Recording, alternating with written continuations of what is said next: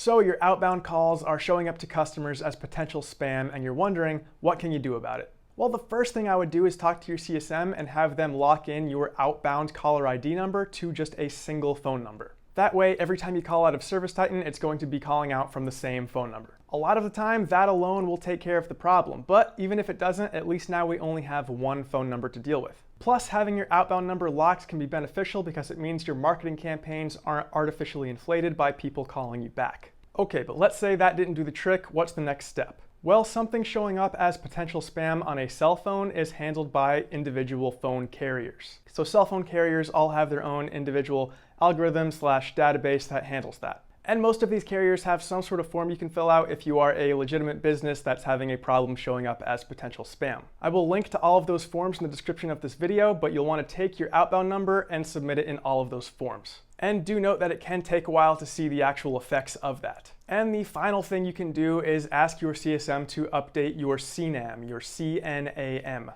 Your CNAM is what controls what your caller ID shows up as for landlines. And last thing I'll mention, if you are a company that operates in lots of different areas, there is also a backend beta configuration that will let CSRs choose every time they outbound which phone number they want to show up as. That way you can always appear to be calling from a local area. Just keep in mind that the more outbound numbers you use, the more complicated it's going to be to make sure that none of them are ever showing up as potential spam, because you'll have to submit to all of those different forms for every individual number. If, of course, the potential spam issue even surfaces itself as a problem, which for most people it never does. But if you're one of the unlucky ones, now you know how you can handle it.